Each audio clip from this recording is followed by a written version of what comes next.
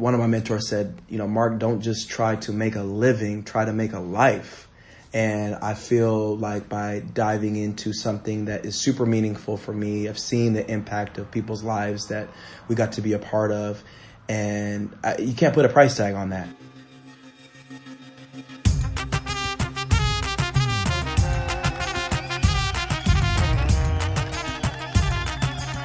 Hi everyone, it's Steve, and it is so good to be here with you on episode 82 of the Assyrian Podcast. When is the last time someone shared a crisis with you? No, I'm not talking about creating a crisis in your life. I'm talking about when someone opened up to you, they were vulnerable about a real struggle that they were trying to gain some perspective and clarity about.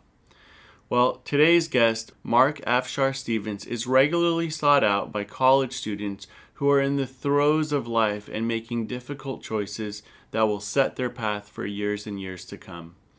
If you are in Marc's presence, there's a couple things that are clear. He loves people and he is ready to brighten your day.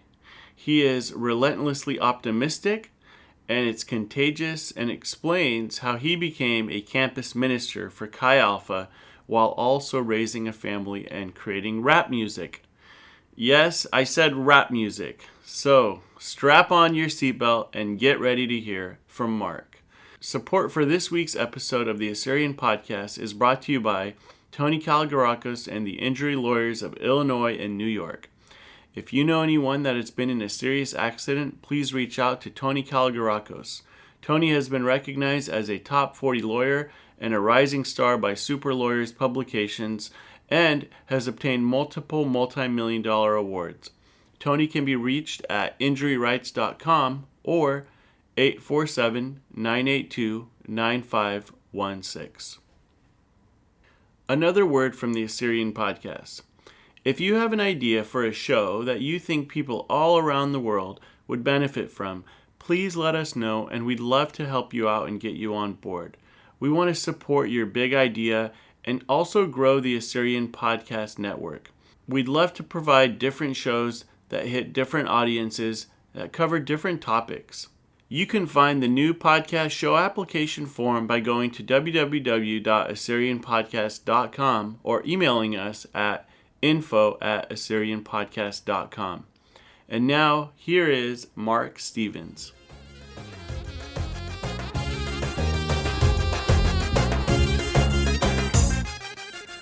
Assyrian Podcast. No, this not your mom cast. We be going crazy. Yeah, we connected like Comcast. Oh! That was off the top. Yeah. Comcast internet. Connected, But what about like our Australian listeners? Our listeners from England, they're not going to know. They don't have Comcast. Comcast is an internet service provider in the United States of America. I'm sure there's something similar. All good. All right, I want to jump in to getting to know the Marc Stevens or Marc Afshar stories. Yeah, I first met you as Marc Afshar. Correct. In San Jose. Yes. So tell me, you just said the government name. What's going on with that? All right, well, here it is, the debut release of this exclusive information. You heard it first. No one has asked you about this?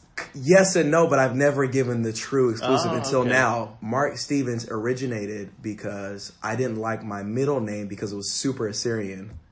And it was my grandfather's name. It was Sadeh.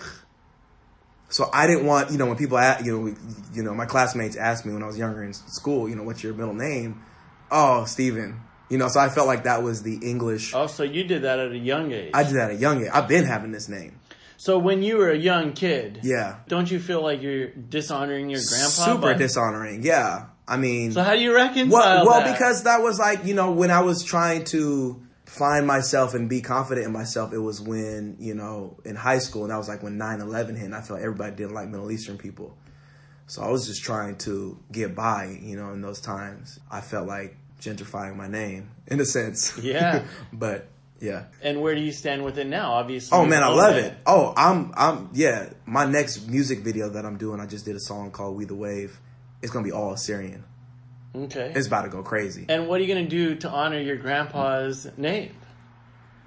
I might just change my name on iTunes. I don't know. We'll see. Okay. Yeah. It's something that's there, and at some point you're going to the big reveal. You're gonna figure out how to bring it back. Yeah. How to I liked it because that. I think in this day and age, people value diversity. Tell us about your Assyrian heritage. Yeah. My dad is from Iran, okay, Assyrian, and then my mom is from Lebanon, Assyrian. And then they both came to the States in the late 70s, moved to Chicago. That's where they met, got married. Had my older sister, said it was too cold to have a baby in Chicago. Sorry for all the people in Chicago and Detroit and all the colder places in the world. But they said, we should move to California. And then they had me. How did they meet in Chicago? I don't know. Probably at a convention. Now, did they raise you like super Assyrian? No, they were anti. They weren't anti. They just weren't pro, I guess. I mean, they raised us in the Assyrian community. Like, we'd go to the Assyrian church of the East, which, obviously, we met, a ton of Assyrian people, obviously, and hanged out with them. And, some of my childhood friends are remembering, are Assyrian. And I remember one in particular, or two, when I went to school for the first time, I think elementary, and I saw two Assyrian guys in there, and I just got so excited. And so both your parents are Assyrian, you have a sister, and then you ended up going to San Jose State. No, I got rejected by San Jose State. What? Terrible. I'm still offended. The prophet is not honored in his hometown, as they say. Uh-huh. I didn't get accepted into San Jose State.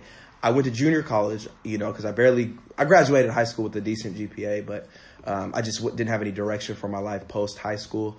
Got a random job at a pharmacy and started working there, and my boss said, "Oh, you're smart, you can do what I do, make 6 figures." I said, "Oh, okay, sure. How do we get there?" Go to junior college. And I went there, failed, and I was like, "Oh, I guess I just should work 40 hours a week and just get money that way." And I was doing that for a little bit, and then my boss said, "No, you're kind of smart, you should try again." So I did that, and I did really well in like remedial chemistry and math, so I was getting super confident, even though that's not really a high standard of achievement. Anyways, it lit kind of a fire in me academically, and then I started applying to different four-year universities after the junior college, and everybody rejected me, even though I thought I was going to Berkeley. I'm going to Stanford. I probably had like a 2.8, in my junior college thinking, but hey, this is big to me. And I got rejected by everybody except UC Davis is the university that I went to. That's a pretty good school. That's a great school. I don't know how I got in. Yeah. I had like a 2.6. You're supposed to have a 4. And the other thing that's interesting is, so you got a bachelor's in neurobiology, physiology, and behavior. Yeah. Did you check my LinkedIn? I would have never known that. It's check your LinkedIn. You did. Yeah, I haven't updated in like 4 years. But that's the nerd side of me. Once I realized that I actually was kind of smart, I just never kind of, applied myself in the classroom. Well, there's smart people who are not necessarily good students. Yeah, and that's what it was. And even going into UC Davis, I was a little intimidated because I thought, only smart kids get into 4-year universities. Well, I get there, and I'm in this class of like 430 students, and one of the students asked the most dumb question I've ever heard in my life. I'm like, wow, okay. You belong? I belong. Man, I'm smarter than most of these kids. Even some of the international students. I remember taking organic chemistry, and everybody's like, "Oh, you failed. This is the weeder class if you want to be a doctor or whatever." And I got straight A's in that thing. I was setting the curve. And when you're studying neurobiology and physiology, yeah. So, what is that? Neurons to your brain. That was more of the upper division kind of final classes that I had to take. But, how the body works, cellular structure, you body must parts. have taken that in pretty deeply, though. I don't think I did. No, I was really good at memorizing the day before and just spewing it out. Oh, and then okay. Now it's no longer in my memory. Very cool. Maybe. And then the other major thing that's been a part of your life is this thing called Chi Alpha. Yes. Chi Alpha. So when I first got to UC Davis, I had somewhat of a grid of faith in Jesus, and I didn't go to UC Davis with that intention of joining like a Christian group on campus or a church. I was more under the guidance of, or the advice of, hey, join a frat, and try to get connected in that and go to different college parties, which, hey, I was all in for. That was, hey, I'm excited to do that. This is college life. But I just got intercepted by this group called Chi Alpha. And they got to know me. They invited me to a couple of their events. I didn't know too many students at UC Davis when I first got there. So, I'm kind of feeling not necessarily lonely, but definitely, hey, I'm amongst peers. Did you have any Assyrian people you were connected to there? I don't think so. I think I had one class with one Assyrian, but I think they were ahead of me a little bit. So we were kind of on a different track, if that makes sense. Yeah. And for people who aren't familiar, Chi and Alpha. Yeah, Greek letters. Greek letters. Yeah, it's not a frat, not a Christian frat, but they represent... Wait, what's a frat? Fraternity? Fraternity, yeah. Okay. Is that the proper way to say it? I was never in one. You never know. Yeah. So, but Chi Alpha Fraternity. It's not a fraternity. They just use the Greek letters to represent Christ ambassadors. Interesting. So, Chi Alpha, Christ ambassadors. Yeah. Okay. And you're not at that point in any kind of a religious background setting. Well, I mean, you went to Church of the East, and you're I went to Church of the East, there. super grateful. Water baptized as a baby. My parents, we try to go to church as much as we can. So I think those seeds that were planted in me early on, I'm super grateful, because I think it's all part of the journey that, I got to. But yeah, not necessarily like a serious grid of my life. When I was at college, I didn't let me join a Christian club on campus. I was trying to turn up. Like, you didn't go to any Christian clubs in high school. Yeah, so I guess I wasn't really involved. And then you show up to UC Davis. Yes. And you're getting your bachelor's degree in neurobiology and science and all of that. Yeah. And at some point, you connect with this group. Yes. But you don't just connect. It's not like you're like, I'm just going to go to their meetings every now and then. Right. You really got turned on there. I got turned on What happened? to Jesus. What my happened? Gosh. Everything flipped, changed. I never realized that you could have a true, authentic relationship with Jesus. And the way that in the group they related to Jesus and how they worshiped. And I mean, it wasn't like a charismatic group. It was just more of an expression that I've never seen before. And I think that just opened up my eyes and my heart to, wow, like God can truly be real to you. And I was, okay, it's more than singing songs on a screen. Like, okay, you're, more than just a praying time, or more than just reading a Bible and kind of absorbing information. Like, this is, you could sense his presence. At least from my experience. And I was definitely life altering. You didn't think it was just a bunch of mumbo jumbo and crazy people? I mean, they were weird and awkward, I was like the coolest one in the group. You didn't think they were like brainwashed? Some of the stuff, yeah. I mean, I think about it now as I kind of matured, and some stuff, it's a little funny. I don't even know what to think of an example, but I mean, it's a faith. You're putting your faith into it, so sometimes it's weird, but it's hard to knock my experience that I had in college. Mm-hmm. And I just truly sensed that Jesus was, speaking to me, whether it be through his word or through the love of other people in that group. And it was deeper than just, a humanitarian effort, like people coming together and having good energy and vibes. I felt like it was deeper. And what did your parents say about all this? I think they were pleased. I think probably better than me doing what they would assume I could be doing at a college campus. So, I mean, I would have met. I think they were grateful for it, and good, they're happy about it. That's really good that they embraced that part of you. Yeah, I don't know. I guess it just wasn't religious. It wasn't a religious activity. I guess you could. You weren't formally in a church. You were more of a Christian. Yeah, it was like a club. It was kind of more of like a loose, but yet still super committed. I mean, we'd meet for prayer meetings. We'd have an hour of power, what we would call it. We'd meet in the campus ministry house in the upper room, and just pray for an hour. And just people really going after God. And it wasn't like, hey, this is when we're having a prayer meeting, you should be there. It was just students just hungering for God and wanting Jesus. And it was amazing. Yeah. So this has a massive impact on you. Yes. You do finish your bachelor's degree. By the grace of God.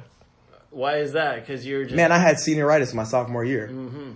Yeah. And then when I start to really get into Jesus, I don't even know how to say that phrase better, but man. Yeah, what do you mean by that? Get into Jesus? Well, I mean, like, I got to lead a Bible study.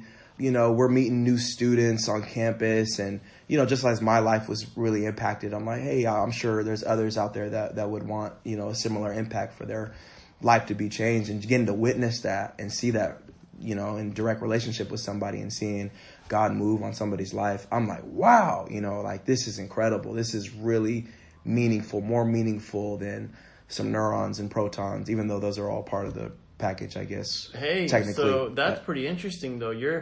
because you're coming out of, if you're studying science, and it's based on like proofs and evidences, and but then you're jumping into this Jesus world of praying to someone you don't necessarily see.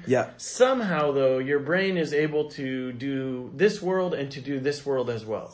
I just feel like when I was in, like, once I, my eyes opened to Jesus, and I felt I'd go back to those science classes, and then I'd just see the complexity of what these instructors were talking about. And obviously they'd just be more descriptive and information about, structures in our bodies. But I was like, wow, God, you're so complex. Like this is really incredible design, So I kind of just grew my love and appreciation for creation that God, I guess in my worldview has done. And I want to come back to that because there's a theme I get with you, and we're going to talk about it, but I don't want to go there just yet. Yes, it's good actually. Love it. So when you make the transition from being a member of Chi Alpha to doing campus ministry as an actual vocation, why did I do that with my life? What happened? Man, I'm still broke. I'm supposed to get a 6-figure job having a biology degree from a top university in the nation. So you're married and you've got 2 kids, and so when you talk about being broke or finances or whatever, you're not just some single guy who can live off top ramen, cup of noodles. You've got to be a provider. I got to be a provider, and I'll give context to that broke. I'm not in it for the money. I think God has been good to us in terms of we've never been without. All of our needs have always been met. Not only mine, when I first started doing ministry, but then, my family, when I got married, man, God provided us housing and vehicles and food and just great places to live. And now with 2 children, it's been a similar theme all the way along, that God truly takes care of us. And hey, I've been short financially on some months just because the nature of how we sometimes need a fundraise, or, we partner with churches to give to our outreach ministry, what we do full time with our lives. It gives us the ability to do 9 to 5 on a college campus by financial backing. And hey, sometimes it's short.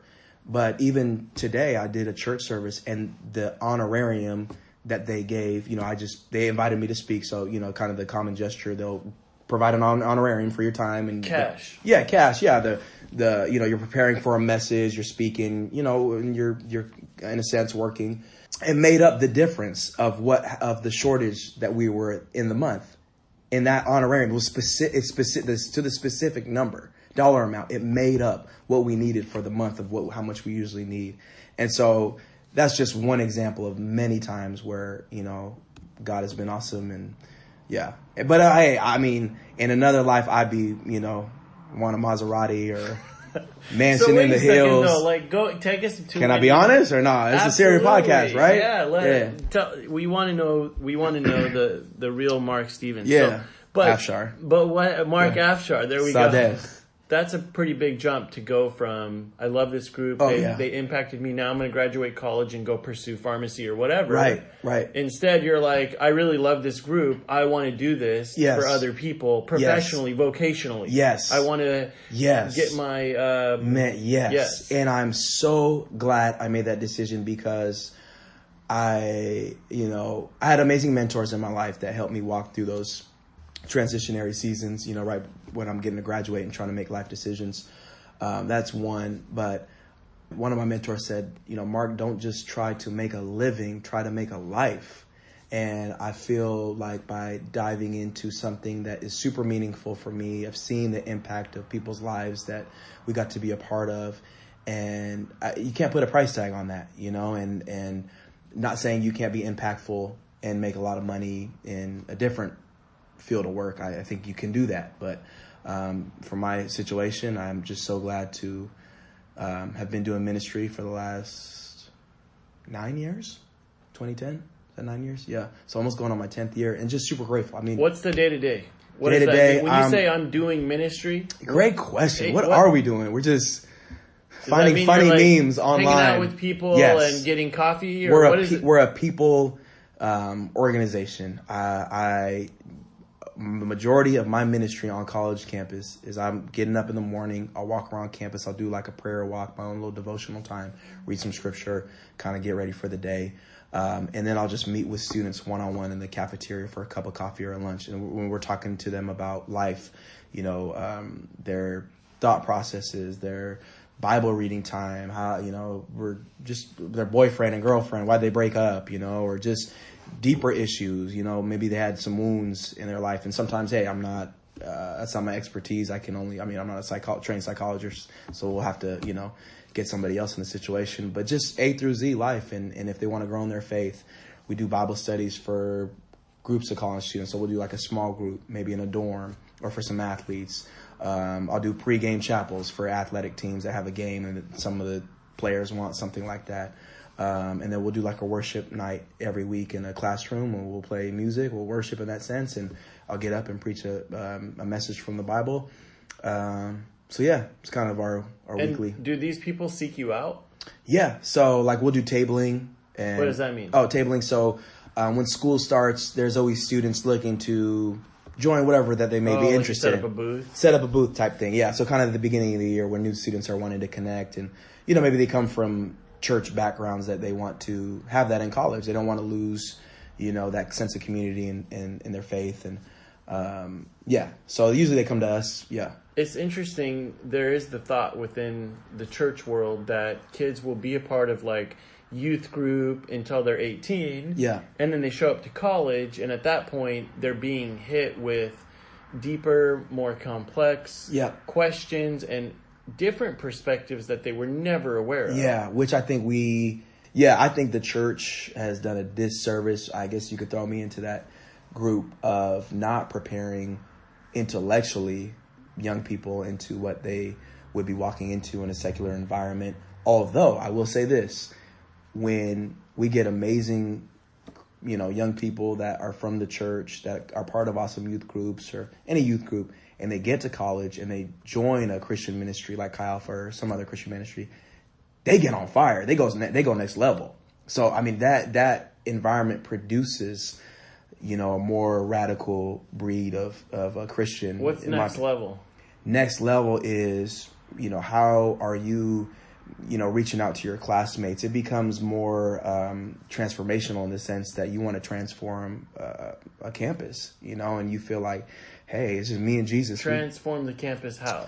Yeah. I mean, you think about, the suicide level on a campus. You think about the amount of blackouts, students getting drunk and high and raped and all kinds of just terrible things that happen on a college campus.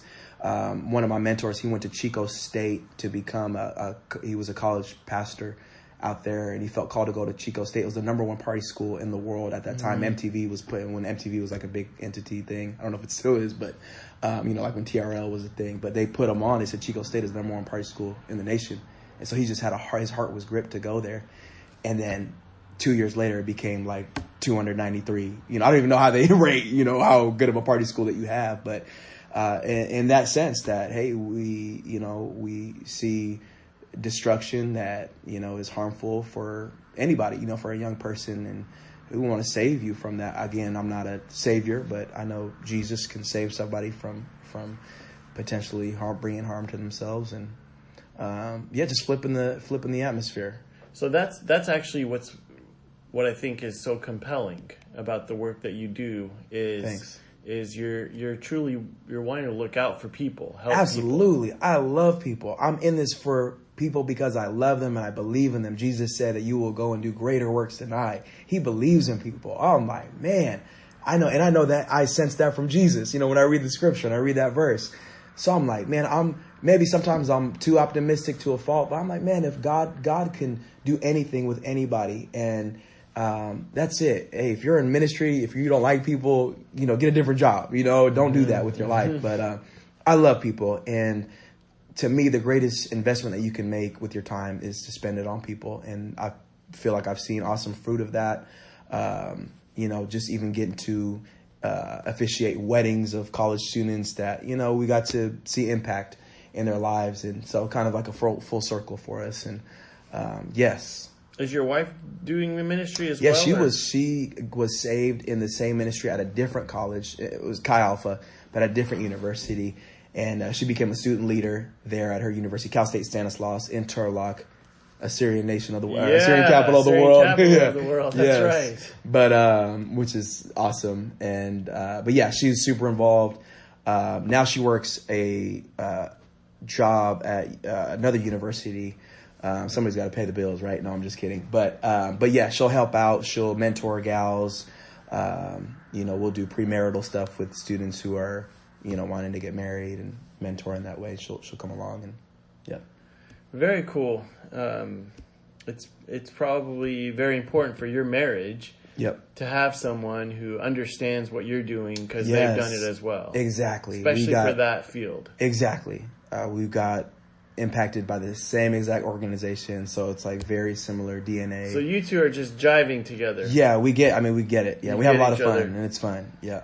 You've been doing campus ministry all these years, but then somewhere in the middle of that, you became like a rap star. Okay? I mean, I went to say, yeah, I'm an artist. Yourself, whatever you want I think I am a rap star, because I guess you got to believe in yourself, because no one else will, right? But I've always loved rap music. When I was a kid, I don't even know how young I was, but I'd print off lyrics of Ludacris's latest rap singles. I printed it off and I tried to memorize it and learn how he raps. And so from an early age, I love rap. And then I do it for fun. Like I was in high school, we were on the basketball team. When we'd travel on a bus, somebody would bang on the bench seat to make a beat, or in the locker room, they'd make a beat, and some of us would try to freestyle, in that sense. And as I got older, there was a amazing guy that I got to meet at a barbershop, and he to me, he's like the greatest freestyler in the world. And freestyle is a form of rap where you just spontaneously on the spot, kind of like the introduction that we did. Mm-hmm. I didn't do it as good. This guy's legendary. I mean, it's almost like I don't know if you heard of Jay-Z. Jay-Z would do that. He'd go into the recording studio and they played the beat, and whatever he would freestyle in the booth, it turned out to be a song. I mean, it's just super crazy. I mean, it's an amazing gift. So he kind of impacted me to do that a little bit more. I made some anthems for our local Chi Alpha ministry, just as a form of, hey. Wait a second. That was interesting. Yes. So in high school, you're already feeling this whole beatbox and free flowing. Yes. So you're kind of getting like nibbles of it. Yes. But then you meet someone at a barbershop? Yeah. Yeah. Are you getting your hair cut and somebody's rapping? Well, okay, I meet it back up. Sorry. So I meet him through a mutual friend who was on my basketball team, who he knew him, and he brought him to my house because I had like a makeshift studio in my room, and me and my friend on the basketball team would record some stuff just for fun. In high school? In high school. Wow. All for fun. Good for you. Yeah. I mean, I guess it was the thing to do in that day. But he brought him to my house one time, and he couldn't stay for too long, but I heard him rap, and I'm like, oh, wow, he was super, super gifted. And then I see him at the barbershop. And I was like, oh, man, I saw you again. Like, hey, this is kind of weird or coincidental. And so we exchanged information, and then he starts like taking me to some of his shows and some of his studio sessions. Can you say who that person is? Yeah, his rap name is Likewise. He's not rapping anymore. He was a Christian hip hop artist who really like before I got to UC Davis, made that decision for Jesus. He really impacted my life, and he was just so genuine. He actually was on drugs for a good amount of his life. And he just had to come into Jesus moment and got clean and just lived his life for God. But it was an impeccable rapper. I mean, just probably to this day, I don't know too many better than him. So I feel like I'm carrying what he started, and that's kind of a little bit more of my inspiration and motivation for that. But yeah, so I see him at the barbershop. So we kind of like have that coincidental, hey, we should connect. And so he gets me a little bit more into rap, right? He's taking me around. He's showing me the culture. He's taking me to some more, hood spots in San Jose that I grew up in South San Jose and Almaden. And he's taking me to these kind of inner city spots, but, they're making beats and the production is super fire. You got some guys in there, and kind of grew a love for rap. And then I get to college and make an anthem for the campus ministry. And I got all these like nerdy Christian kids to say a line, and we just had a ton of fun with it and just having fun, just kind of expressing ourselves. And that turned into, I made an actual anthem for the National Chi Alpha Ministry, and it blew up. It went crazy. And then I made one for the basketball team at UC Davis. That went crazy. So I'm like, oh, cool, I can make some anthems, So I started getting a little bit of confidence. Like, oh, okay, I think I can represent people in a rap song. And so I kind of found a niche. And then as of last year, I'm like, nah, I could make anthems for for everybody, for everything. And so I started taking it serious, and that's when I put my music on iTunes. And then now I'm going crazy. You are. You're crazy. On Spotify. Yeah, I mean, anybody can get on Spotify. You just got to pay a certain, Is that right? Yeah, I mean, anybody can create an account that can get your music on Spotify. But, we've got some cool playlists that we got to get on organically. The Spotify is recognizing our sound and our level of production. And pretty cool. How many albums have you released total? This was my first one. So an EP, it's a mini album. It was 7 songs. But prior to that, I think I released 8 singles. I was trying to go like once a month. Let me release a new song, and learned a lot as I've started this, and really excited where I'm going. Look, mic check. Even though we've checked the mic multiple times today. Marc Stevie. My girlfriend said, hold on. Let me start that back. Hold on. Marc Stevie, huh? My girl said that I'm sweet, like some Stevie. I'm not really social, check my media. When you got that swag, they believe in ya. Look, when I rap, it's a climax. Movie like it's IMAX. My family out in Iraq, Hey. So that's one of your gifts. I think so. You rhyme these things. They've got have meaning. Fun. They're clever, I think, in my humble opinion, and catchy. Are you a modern day Proverbs? Modern day Proverbs. Yeah. I got some for you every day. Short, pithy sayings. Yes. Yeah, some of them are rhyming together. Some of them are rhyming together. They're theologically sound. How did you get a video with Steph Curry? What happened there? One of my best friends, who is an incredibly talented videographer, who actually has a studio right down the street from University of Pacific, where I do Chi Alpha. Super good friends. And he's always looked to me for, just leadership, nuggets. Obviously in my field of work, we're always trying to grow in our capacity as leaders. So, he kind of saw that and, hey, how can I grow in as a leader? But anyway, so he is contracted with a pretty big Christian rapper named Bizzle. So my videographer friend. Now, Steph Curry has gone on air and said this. Steph Curry said that Bizzle is his favorite rapper. So Bizzle had this idea of making an anthem for the Golden State Warriors. And so Bizzle has my friend shoot all of his videos. And he said, hey, can you shoot my video? And my friend who does the video said, Mark, can you come out, get on a megaphone, and just give direction to people? Because I know it's going to be a mess when Steph Curry shows up. I think you can give some direction and, maybe calm people down and give some order. And I said, man, you're sure. Don't think I'd be intimidated of Steph. He seems like a pretty chill dude. Well, we find an amazing place in Oakland. I think it's like in East Oakland at this house. Well, we're waiting there. We're shooting the shots that we need to shoot. All of a sudden, we see, Bizzle, the rapper. He says, oh, Steph's on his way. He should be like a minute out. And we're like, okay, we're looking for like a black SUV. I'm looking out, because I got to be on the megaphone and give instructions to people. Say, hey, please, let's be mindful of Steph Curry's time. He's been generous to give his time to be a part of this video. All of a sudden, we see this 2016 no tint. What brand of car is he sponsored by? Is it Audi? I forget. He was in some kind of commercial, but he pulls up in something similar. I mean, no tint, just a regular car. And he parallel parks on a busy street in East Oakland. Nobody with him. I mean, just a regular dude. He pops out, gets out of his car, and people are going crazy. But we were able to kind of moderate the situation, via the megaphone. And people were actually really respectful. And he was just the kindest dude. I mean, he was having fun in the music video. We got him in the scene that we wanted him in, and he just had a blast. And you could tell that the people there in East Oakland felt so loved and valued because Steph pulled up to their neighborhood. I mean, he's an iconic, legendary superstar. He's bigger than life, But he pulls up, parallel parks like a regular human being. I mean, it wasn't the best parallel park, but I mean, he's an expert in shooting, not parallel parking.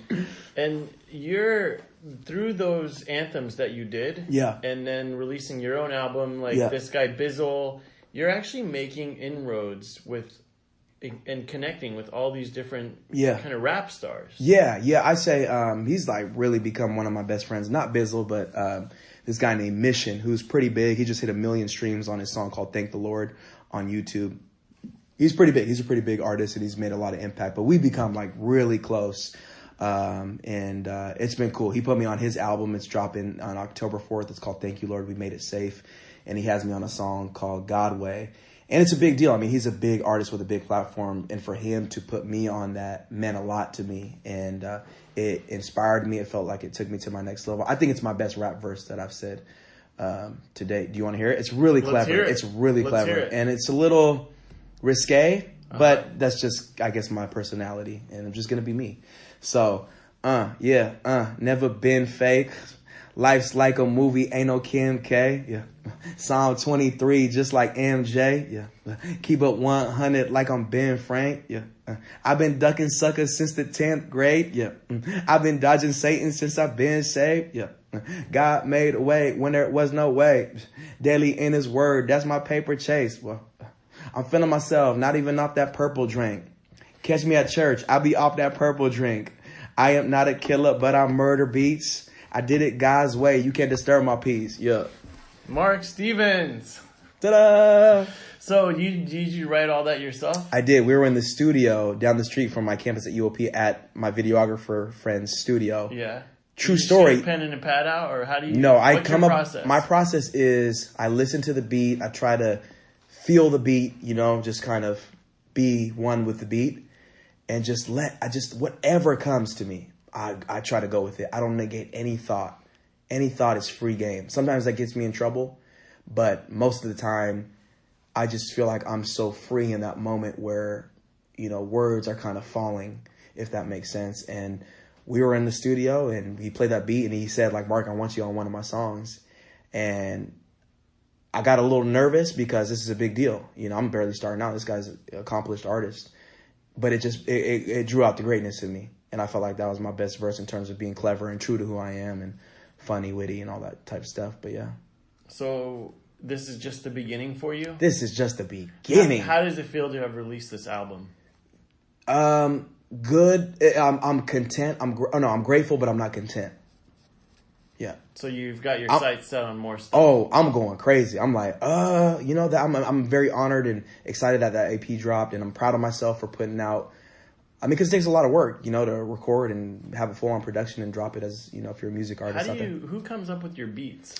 We have two really talented producers in Sacramento area that just have a gift to be a producer. They're incredible. So they help you with the beats. You hear the beats, then you put words to it, and they take my vocals and they just put sauce on it. Effects, they chop it up, they make me sound like $1 million. Well, you sound great right now, and we're not going to be doing any. You can't put sauce on. You're not putting sauce on my voice. I'm out. Sauce. Peace out, y'all. I got no secret sauce. I'll try to cut out some of our ums. That's the best I can do for this. Nice. But that's pretty awesome that you've gone from campus minister to you're still doing that. Yes. You're still connecting with students. Yes. But now you're going to like parties and you're rapping and you're releasing music for the world. Yeah, I love it. I think I try to negate that part of me, especially when I gave my life to Christ. I felt like they were two separate. They were at odds. Mm-hmm. I had to be a minister the whole time, and I didn't reconcile the idea that this is an extension of my ministry, quote unquote. This is who I am. God gave me that gift. Why sleep on it? And it took me a while to uncover that and to tap into that. But now I'm all in. Are there any rap artists who are not quote unquote Christian or do not identify as Christian, and yet when you listen to their music, it lifts you up and it moves you? Yeah. I love Drake. I feel like he gets me in a vibe, Meek Mill. I love his grit, somebody that comes from the streets and came from difficult situations. This is kind of a funny confession. I like some of these trap rappers, that really rap about the trap, but this is where they trap rappers. Trap rapper. Just, like people, talking about how they're in a trap? Yeah, and the trap is, like the drug world that just keeps you in that environment because this is the way that you're getting by. And so it's a song for the oppressed. It's a song for the oppressed. Rap for the oppressed. Yeah, but it's like, to me, it's really raw and authentic. Obviously, maybe some rappers might be, not being truthful all the way. I don't know. Maybe some just try to, what's the word? I don't know what word, but But yeah, I mean, like you could tell. I mean, some of these guys come from really rough backgrounds and they rap about it. And I could feel their pain and the things that they've gone through without having to actually have been there. And that's what I really enjoy about some of these artists. And I think that's what an artist is supposed to do. You know, they're supposed to tap into who they are, and so you can feel that the way that they feel and then express that. And yeah, when you first said trap rapper, yeah, I thought a rapper who only talks about their pain and doesn't help someone get untrapped. Yeah, I mean, and that's, I guess, the downfall. But, you know, that's a deep conversation of the way that culture is set up in the United States. I mean, that's a heavy topic. I mean, I'd imagine most people don't want to be in a trap, but sometimes they are that's the cards that they've been dealt with. Now, can treasure come out of the trap? Absolutely. I have a major heart to see people in the underserved communities. I so believe every chance I get, you know, if I'm in an underserved community, I'm like, man, I'm speaking life and gold over these young people who may not even think about that themselves, you know. And so yeah, I guess that could be a difficulty in listening to that music. Like, yeah, give me some hope to get out of my situation, which I think Mission, my good friend who put me on his album, he does a really great job of that, because he comes from a really, really tough background, but he's given hope, you know. So do you feel like your Assyrian heritage and just knowing what it is to be an ethnic minority, do you feel that energizes you or gives you perspective that you otherwise wouldn't have? Yeah, I think so. I mean, I think we understand what it feels like to not necessarily have a home a home country to identify with. You know, it's always awkward when we're introducing ourselves. So I think that makes one feel marginalized. You know, you don't necessarily have a home. And people are like, what? You know, that doesn't make sense. I'm like, yeah, it does. Just learn some history. But, yeah, and I think being Middle Eastern in the United States is kind of a tough situation, you know, with all the news coverage in the Eastern world. Doesn't paint the best picture.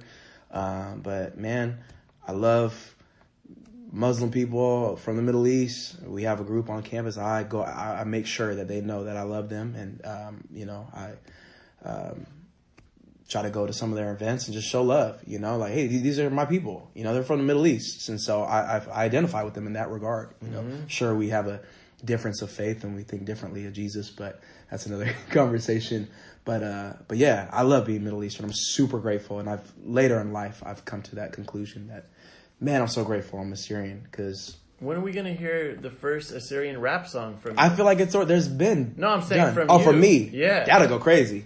Hey, I'm trying to shoot it. I for sure could do it. You know the language good enough, you can sit there and I can get by. I mean, I'll have my mom on the track, but hey, man, when are you going to release it? Let's do an anthem for the podcast. That'll go crazy. Yeah. But no, true story. My main single off my EP that I just dropped, it's called Marc Stevie Wonder. I was inspired. I learned how to play piano via Stevie Wonder book of notes in there in his songs. So super inspired by them. But my first song on the EP is called We the Wave, and it's a really fun song. It's my favorite song on the EP.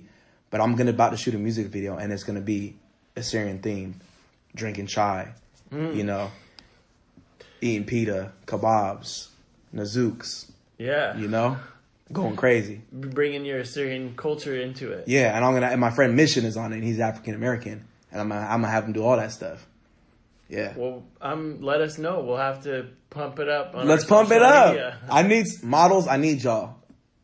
Yeah. I want only Assyrian people in this video. Minus my African American. Do I count as a model? Yes. Are you kidding me? I was nervous asking you. I didn't want to get turned down. We talked about your creation of a song, sort of the process you go through. You hear beats and then you put music to it and you edit it and you play with it. Yeah. You've come out with your first EP. Mm-hmm. What's it like to be a dad? It's lit. It's the craziest feeling in the world, because you have, at the end of the day, especially my 3-year-old, because we have a 3-year-old and a 3-month-old. So obviously the 3-year-old is more mindful and observant, even though the 3-month-old is observant as well, but just not to the degree of the 3-year-old, obviously. It's just the most amazing feeling to have him want to be like me. And, he'll see me on a video or he'll see me, speaking somewhere at a church or in front of our college students. And this is my boy, and I get to help form and shape who he is as a person for a short amount of time, 18 years or however long he wants to live. I'm like, hey, you can live with me forever. I'm not tripping, That's how my parents were. And, I'm deeply humbled and honored that, wow, God would allow me to have kids, because I was like, man, I feel like I'm a kid still, but hey, I have a lot of fun with our boys, and so fun. Super fun. Right now I'm doing potty training for the almost 3-year-old. It's not the business. I gagged probably a couple times because he has a mini toilet, not connected to any sewage. So I have to clean it out. Diaper? Yeah. But hey, he's out of diapers, so that's a huge win for us. Oh, so he's got his own legit. He's got his own. It's not a legit. It's just it's a mini toilet. Oh, so he's got like a bowl, basically. He's got a bowl. Yeah. So, but we're trying to get him on the real. Yeah. You talked about Bizzle as one of your inspirations and mission. Yep. Any other, and the lifestyle, what was his name? The early one? Oh, Likewise. Yeah. Likewise. Wow. You talked about Likewise. Any other people who have really inspired you? There was a professor at UC Davis who I'm very grateful for and great friends with to this day. I actually didn't take a class with him, but I met him because I was doing team talks for the basketball team when I was at UC Davis, and they invited him to do a guest session. It's kind of a team talk with the team, and he's the world's leading expert on gratitude. And so I was like, wow. I was so intrigued. We can have him on the podcast. He's a great guy. He's incredible. Gratitude? Yeah, gratitude. He's a world leading expert on it. So he gets quoted by, all the big blogs, newspapers, Washington Times, and he's always on those sites. But he does research and gratitude. And he came and did a gratitude talk, and I was like, wow, I'd love to be there. So I showed up and just to listen to what he had to say. And I was just so blown away. It was a great presentation, very informative. I felt like I was definitely, lacking in the gratitude department and just help, in my life.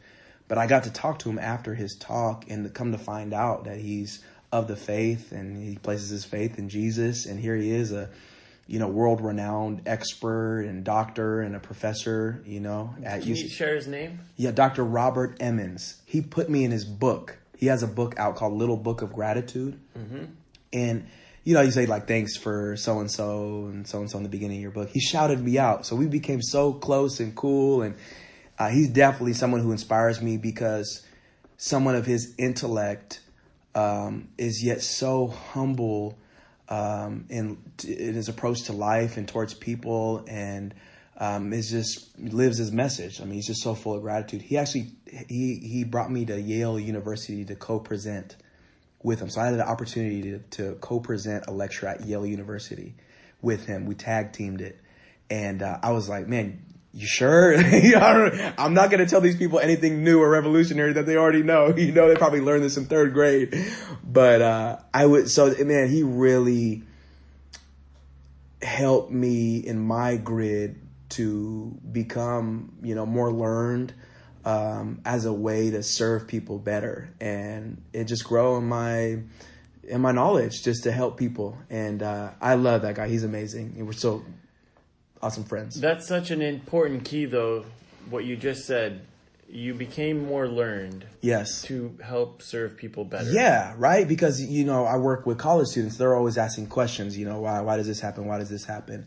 And if we are better versed, I'm not saying be more eloquent. I'm just saying, hey, if we're more studied to be able to give answers to questions that intriguing minds have. Because I think sometimes we don't have answers for things. And again, I don't have all the answers.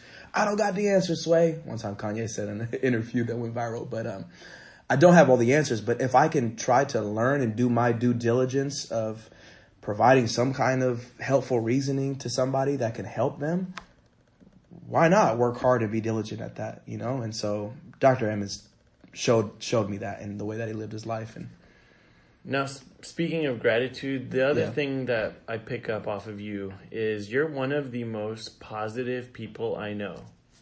So you're someone who has this powerful positivity where you could be feeling down, but being in your presence lifts people up. Wow. But with that being said, tell us how Marc Stevens deals with pain. Wow.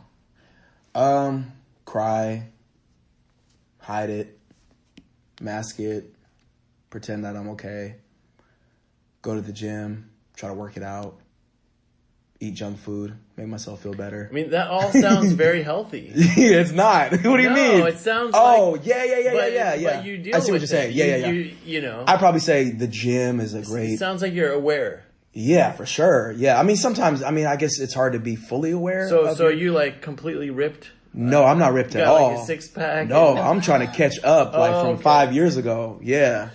But, I think processing it with people that I know love me unconditionally, obviously my wife, mentors in my life who are just more down the line of life.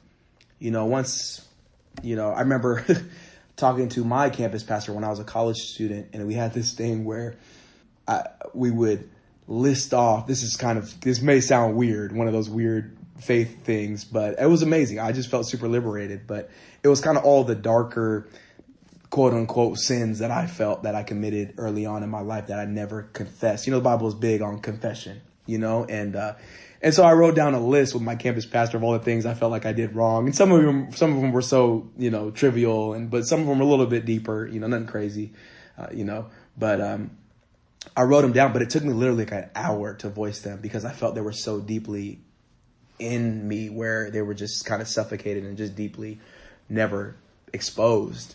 But once I got to confess them with my mouth, I felt like the power withered, and that was very liberating for me. We wrote them all down, and then we took it to his barbecue and lit it on fire as just symbolically, kind of like a ritual. Ritual, yeah. We didn't say no chants or anything like that. We just said, all right, Jesus, we believe in your ability to, forgive our trespasses and throw them in the sea of forgetfulness, and I thought that was like really liberating, and that was really awesome. So I'd say, a handful of things to try to deal with pain, but typical. Good. Popeyes. I'm glad to hear that. Chick-fil-A. I'm glad to hear you have Popeyes. Popeyes is better than Chick-fil-A. Mm-hmm. The chicken sandwich, I'm sorry. Well, I appreciate you sharing that because dealing with pain, especially when you're coming from a faith background, people try to put a bow on things. Yeah. And sounds like you like to put Popeyes on I love to put Popeyes on it. Or Chick-fil-A sauce. Yeah.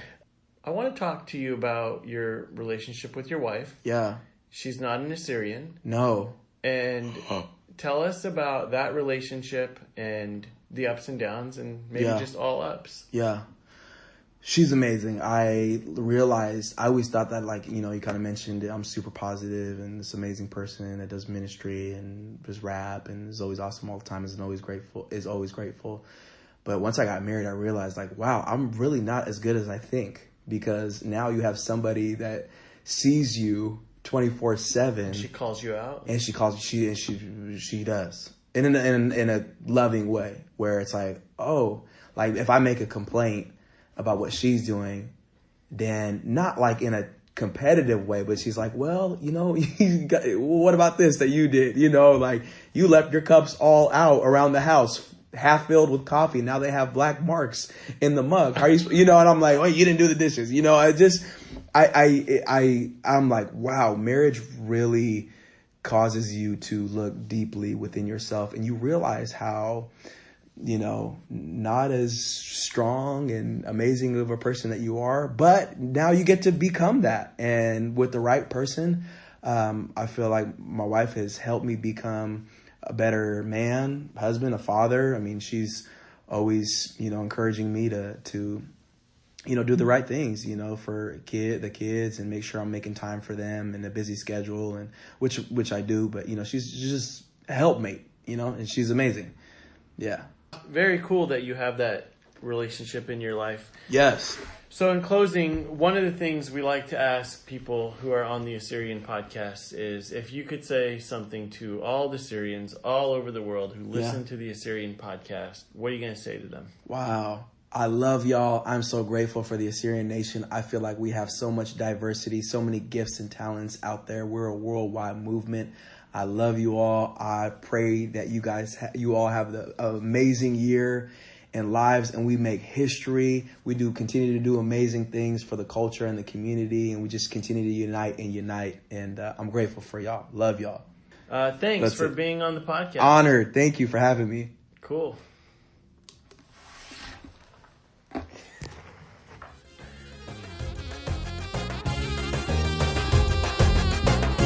Thanks for tuning in. If you enjoyed this episode, help us out by sharing it out. Whether that's on your social media or telling someone you know, we appreciate all your support. Please continue to rate and review us wherever you listen to the podcast. And that's it for this week's episode. See you next time.